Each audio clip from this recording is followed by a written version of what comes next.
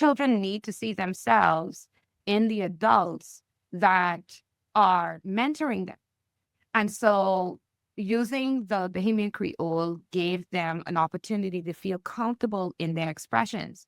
And then when I needed to have them formally write something, I would say, okay, so we say it this way in Bahamian Creole, but this is the way that I need you to write it. And so you give them both, because then it allows them to code switch between the two languages as necessary. And it's simply because the requirement is that they should write it in standard English, even though they can express it in Bahamian Creole. And so what it does is it allowed them to engage in the conversation more without feeling like they're always being corrected for saying something bad or speaking badly or speaking bad English, as we were taught. Like literally, we were taught that it's bad English. Mhm. And so reframing that allowed children to build self-esteem, to speak during classes, to ask questions without feeling judged, to engage in conversations that were important, to feel as though they were included in the conversations. And then also having the freedom to know that they weren't dumb.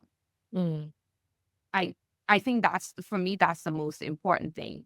Reframing this perception that speaking the language of your parents, your grandparents, your ancestors makes you dumb, because that's a very, very antiquated colonial mindset that, we have been working to re-educate even some of our 40 and 50-year-olds, some of our 70-year-olds about. Are there things that we say, but the way that we relate with one another Yeah. in terms of community, like how is that expressed? So we have the concept of being your brother's keeper, Mm. for example, which is also incredibly African.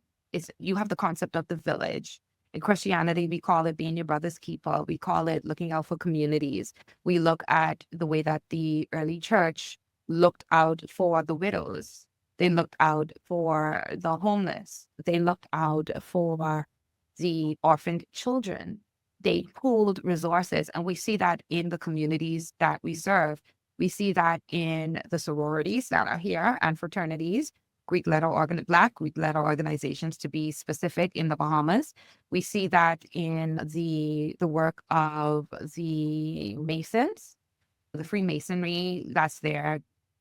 And we kind of connect all of them to religion, as well as to the fight for equality and the fight against racism, because they're all tied into that community activism. So it's the church, Black Greek letter organizations, Masons, and a lot of people would think that they don't go together, but historically, the importance of those organizations lend to the development of communities that are seen as underprivileged, and liquor stores on Sunday cannot open out of reverence and respect unless you go to a restaurant, which they can serve liquor.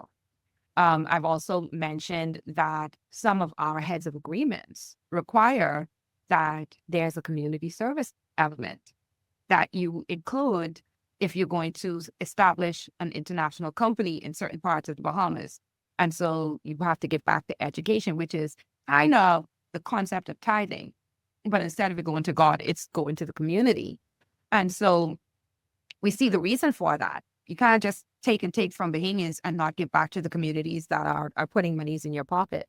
We see that in a lot of the corporate entities that are here, locally owned businesses that established their presence in different communities. And so I would say that in the establishment of the ethical indication of giving back to the community, I'm not just taking. That's important.